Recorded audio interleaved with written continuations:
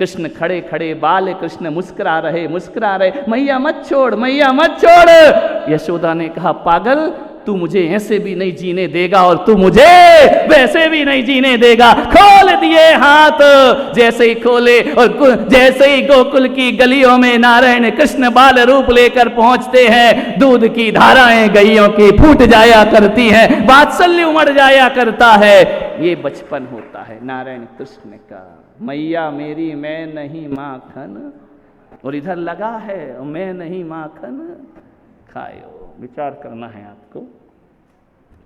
कृष्ण जैसा बचपन, कृष्ण जैसा बाकपना, कृष्ण जैसा बालपना। अंधे सूरदास गिर गए कुएं में, नेत्रहीन नेत्रविहीन कुएं में गिर जाते हैं, आवाज लगा रहे हैं, कृष्ण आओ मुझे बचाओ। कुएं में गिरे हैं, आंखों से दिखाई नहीं देता है। एक बार तो आओ, कोई मुझे बचाओ। आवाज आ रही, कृष्ण जा रहे हैं रास्ते से, आवाज पड़ी, कोई भक्त पुकार रहा है। रुक्मणी ने कहा कि जाओ, तुम्हें कोई बुला रहा है द्वारकाधीश। जैसे गए, जाकर के कुएं को झांका, सूरदास नेत्रविहीन कृष्ण कृष्ण कर रहे हैं। कृष्ण ने अपना हाथ बढ़ाया, कुएं के नीचे सूरदास, कृष्ण ने अपना हाथ बढ़ाया।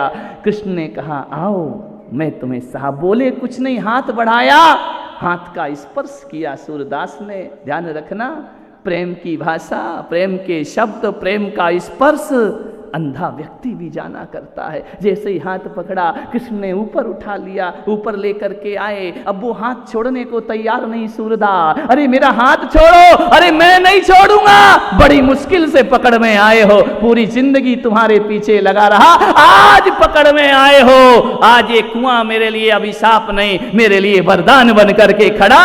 अरे तुम भगवान हो। कृष्ण ने कहा, मैं कोई भगवान नहीं हूं, मैं साधारण सा ग्वाला, गाय चराने वाला गोपाल, मैं कोई भगवान नहीं हूं। कृष्ण ने कहा कि मेरा हाथ छोड़ दो। सूरदास हाथ छोड़ने को तैयार नहीं है, जोर से हाथ पकड़ लिया है। कृष्ण हाथ खींच रहे हैं, जोर से कृष्ण ने हाथ खींचा, सूरदास का हाथ छूट गया।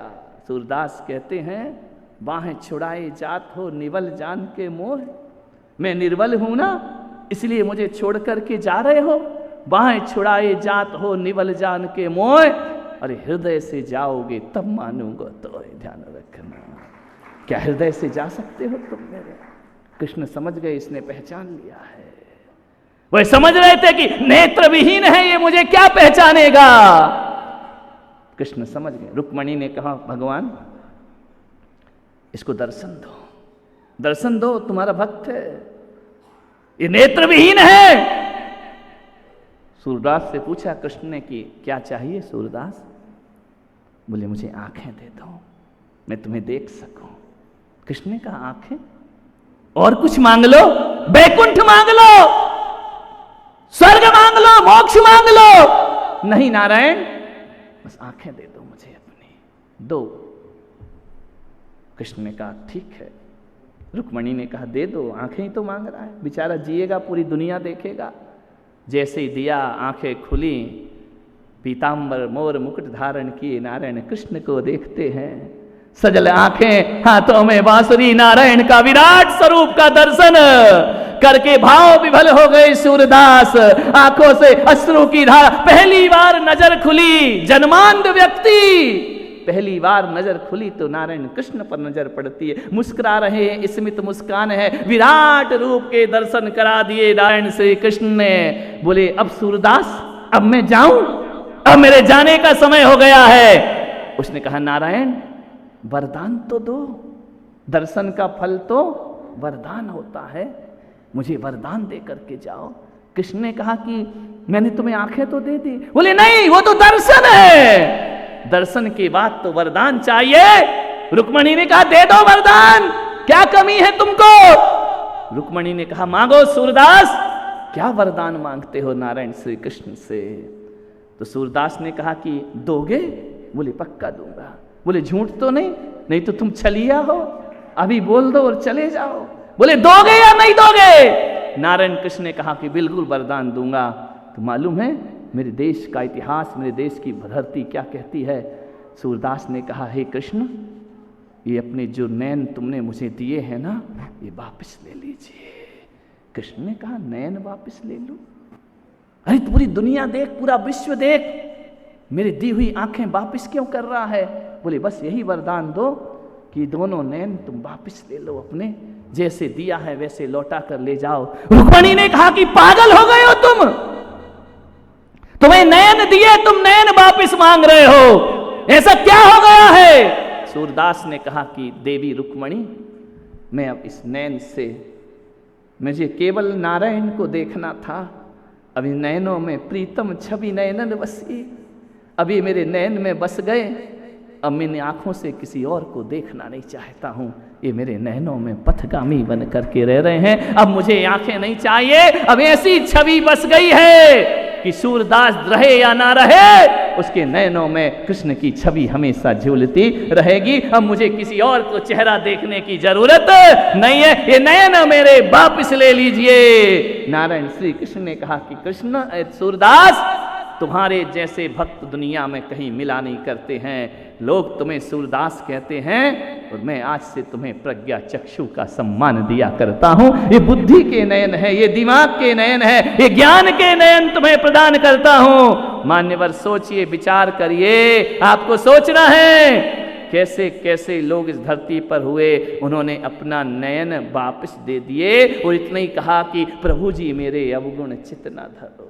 भी डूब गए नारायण की भक्ति में, कृष्ण की भक्ति में, जीवन भर गाते रहे, मैं नाला मैला, मैला नाला जन्म जन्म का, मैला नाला जन्म जन्म का, तुम गंगा जल छूकर पाप हरो, प्रभु जी मेरे अवगुण चित्त न धरो। ध्यान रखें, सूरदास ने नयन वापस ले ली। हम भी तो रोज बोलते हैं ना, महावीर स्वामी नयन पथगामी भवतु में। ध्यान, इन नैनों में कोई और नहीं, प्रेम गली अली साकरी जामे दो न समाए।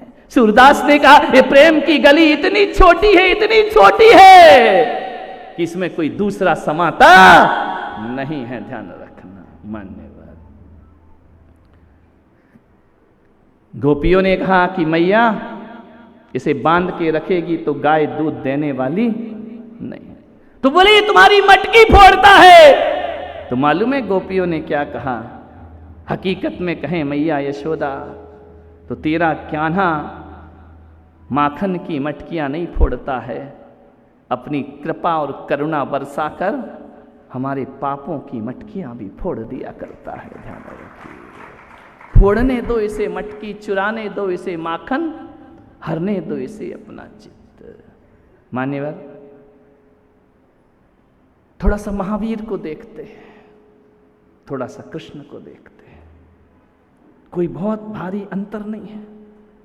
यदि तोड़ने की दृष्टि पर जाओगे तो हजार हजार अंतर मिलेंगे, और जोड़ने की दृष्टि पर जाओगे तो इन जैसी एकता दुनिया में दिखाई ना देगी। सोचना आपको है कि तोड़ना है समाज को, देश को, या जोड़ने का प्रयास करना है आपको। मान्यवर, सोचना है। कृष्ण का जन्म हुआ जेल में, महावीर का जन्म हुआ महल में। ध्यान रखना, कृष्ण को टोकरे में लेकर के वासुदेव जा रहे हैं, यमुना उफान पर है। आज की अंधेरी रात, विकराल रात, झमाझम बरसात, यमुना उफान पर है, उफन रही है यमुना। वासुदेव कृष्ण को लेकर उतर जाते हैं यमुना में। जैसे ही उतरते हैं, यमुना वासुदेव के मुख तक प्रवेश कर गई। उन्होंने कहा कि अब क्या होगा, अभी बच्चा बचेगा या नहीं बचेगा? मैं भी डूब रहा हूं, तैरूं तो कैसे तैरूं?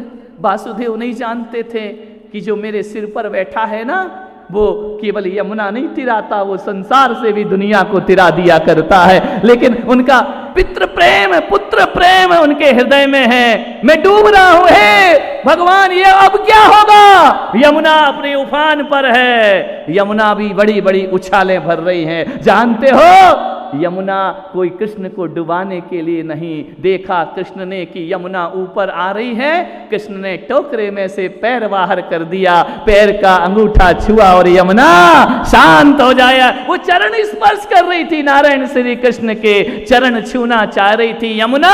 जैसे ही चरण छुआ, यमुना रास्ते में परिवर्तित हो जाया करती है। एक अंगूठे से यमुना को शांत किया। तो मेरे महावीर ने जब सुमेरु पर्वत पर अभिषेक होता है और इंद्र को शंका होती है, इतना सा बालक और हजारों कलश कैसे डालूंगा, हजारों कलश में ये बालक बह जाएगा। कृष्ण जान गए यमुना की शंका, महावीर जान गए इंद्र की शंका कि ये भी भयभीत हो रहा है, मेरा स्नान नहीं करा रहा है। यमुना में कृष्ण ने पैर का अंगूठा दिया, यमुना को शांत किया और महावीर ने पैर के अंगूठे से सुमेरु को दबाया, हिल गया सुमेरु पर्वत, इंद्र की शंका शांत हो जाया। देखो दोनों के जीवन को मिलाने का प्रयास करो। मैं पुलक सागर में किसी भी धर्म को तोड़ने का नहीं, जोड़ने वाला चिंतन लेकर के आता हूं। जोड़ने का प्रयास करो, सोचना है। नारायण कृष्ण यमुना किनारे गेंद खेल रहे हैं, गेंद यमुना में चली गई, कालिया नाग प्रकट हो जाता है शत्रु बन करके। नाग से युद्ध करते हैं बचपन में बाल रूप में, और नाग के फण पर जाकर नृत्य करने लगते हैं। ध्यान रखना है, यदि नारायण कृष्ण कालिया नाग के ऊपर चढ़ करके कृष्ण अपने जीवन को सार्थक करते हैं, नाग को अपने बस में करते हैं, तो मेरे महावीर कोई संगम देव नाग का रूप रख करके आता है, और जब महावीर को बाल रूप में परेशान करता है, उसका मान मर्दन करके संगम देव का महावीर नाग के फण पर जाकर नृत्य करने लगा करते हैं। ये घटना भी मिलती है कृष्ण और महावीर की। ध्यान रखना, विचार करिए, दोनों के जीवन बहुत कुछ मिला करते हैं। आपसे इतना ही निवेदन करता हूं, यदि नारायण कृष्ण द्रौपदी की लाज बचाते हैं तो महावीर चंदना की लाज बचाया करते हैं, चंदन वाला का उद्धार कर दिया करते हैं। एक बात याद रखना, कृष्ण ने अपने उपदेश के लिए अर्जुन को चुना, तो महावीर ने अपने उपदेश के लिए गौतम को चुना। गौतम को जिनवाणी दे दी और कृष्ण ने अर्जुन को गीता का ज्ञान दे दिया। क्या अंतर है दोनों में, विचार करिए। दोनों की घटनाएं बिल्कुल मिला जुली हुआ करती हैं। एक बात ध्यान रखना, कृष्ण गीता का उपदेश कुरुक्षेत्र में देते हैं, तो महावीर जिनवाणी समूह शरण में बैठ करके सारी दुनिया को प्रदान कर दिया करते हैं। एक बात याद रखना, कृष्ण यदि मीरा के जहर को अमृत बनाते हैं, तो महावीर चंड कौशिक के जहर को अमृत में परिवर्तित कर दिया करते हैं। विचार करो कितना जीवन मिलता है। कभी ना जैनों ने सोचा, ना हिंदुओं ने सोचा, दोनों के जीवन एक से हैं। कृष्ण बांसुरी का संगीत छेड़ते हैं, तो मेरे महावीर आत्मा का संगीत छेड़ा करते हैं, आत्मा में लीन हो जाया करते हैं। एक ही धारा है। भेद की दृष्टि रखो तो हजार भेद हैं, एकता की दृष्टि रखो तो हजार एकताएं हुआ करते हैं। सोचना है आपको, जीवन को समझना है। एक बात याद रखना, महावीर को आत्मा के संगीत से प्रेम था, वो उसमें डूबे थे। कृष्ण को बांसुरी से प्रेम था, वो उसमें डूबे थे। कृष्ण की बांसुरी, बांसुरी के बिना कृष्ण नहीं रहते थे, बांसुरी तो चाहिए। सुदर्शन चक्र का उपयोग इतना नहीं किया उनने जीवन में जितना बांसुरी का प्रयोग किया। पूछा रुक्मणी ने कि बताओ नारायण, बांसुरी से इतना प्रेम, काली कलूटी छेद वाली, हमसे प्रेम नहीं, हम कितना आपका ध्यान रखते हैं। नारायण कृष्ण ने कहा कि रुक्मणी, तू जानना चाहती है ना कि मैं बांसुरी को प्रेम क्यों करता हूं? उसके कारण है। पहला कारण तो यह है कि बांसुरी जब बुलाओ तभी बोलती है। समझ गए क्या? ऐसी बातें आपको डायरेक्ट समझ में आती है। बांसुरी जब बुलाओ तभी बोलती है और तुम बिना बोले ही बोलती रहती हो, इसलिए मुझे बांसुरी से प्रेम है। दूसरी बात रुक्मणी, बांसुरी जब भी बोलती है बड़ा मीठा बोलती है, और तू समझ जाओ, तूने तो हमेशा ही तीखा बोलती है। पत्नी कौन की मीठा बोलती है, ध्यान रखना। कोई है जिसकी पत्नी में, महावीर भाई? बिल्कुल नहीं। काहे की मीठा बोलेगी, ध्यान रखना। जिस दिन पत्नी मीठा बोले तो ऐसा लगता पत्नी है या पड़ोसिन है, ध्यान रखना, विचार करिए। बोले जब भी बांसुरी बोलती है तो बड़ा मीठा बोलती है, और दुनिया जब भी बोलती है तो बड़ा तीखा बोलती है। और तीसरी बात जो बांसुरी की होती है, उसमें गांठ नहीं हुआ करती है, वह पोली होती है, और आदमी के हृदय में हजारों गांठ हुआ करती हैं, ध्यान रखिए। इसलिए मैं बांसुरी से बहुत प्रेम किया कर। मेरे महावीर ने भी कहा है कि यदि बांसुरी में 3 चीजें हैं इसलिए उसमें संगीत हुआ करता है। अरे बांसुरी में 3 चीजें हैं तो महावीर कहते जिंदगी में 3 चीजें ले आ, भीतर का संगीत अपने आप फूट जाया करता है। महावीर भीतर के संगीत में डूबे हैं, ध्यान रखना। एक दिन उद्धव ने कहा कि हे कन्हैया, तू क्या गोपियों के पीछे पड़ा रहता, रासलीला रचते रहता है? अरे उनके पति हैं, उनका परिवार है, और वो बावली तेरे पीछे भागती रहती हैं। जहां से कृष्ण गुजर जाए, पनघट पे पानी भरना भूल जाती थी, रस्सी छूट जाती थी, बाल्टी नीचे, गोपियां कृष्ण के रूप रावण में डूब जाया करती थी, सिर के घड़े गिर जाया करते थे। ऐसा जीवन नारायण कृष्ण का रहा है उनकी जिंदगी में। बोले एक नारायण कन्हैया, इतना ध्यान रख, क्यों इन गोपियों के पीछे रहता है? क्यों? कुछ तो मर्यादा रखा कर। 24 घंटे तू रास रचाते रहता है, कोई ऐसी नारी नहीं घर से निकल जाए तेरे और तू छेड़छाड़ नहीं करे। ऐसा जीवन क्यों जीता है? कम से कम कुछ तो मर्यादाओं का निर्माण कर। क्यों गोपियों के पीछे रहता है? क्यों अहिरनियों के पीछे घुमा करता है? कुछ और किया कर नारायण। कृष्ण ने कहा कि उद्धव तू तो पागल है। बोले ठीक है, मैं चला गोकुल छोड़कर वृंदावन। उद्धव ने कहा और वृंदावन चले गए नारायण कृष्ण। गोकुल की गोपियां व्याकुल हो गईं। कृष्ण बिना जीना बेकार, कृष्ण बिना आनंद बेकार, कृष्ण बिना पूरी गोकुल की गलियां सूनी सूनी हो गई, मन नहीं लग रहा है। एक बात याद रखना, आपके घर में 2 बच्चे हैं, एक बिल्कुल सीधा साधा रहता है, एक नटखट है। किसके नहीं रहने पे बुरा लगता है? बोलो, घर सूना किससे होता है? वो सीधे साधे से या नटखट से शुरू होता है?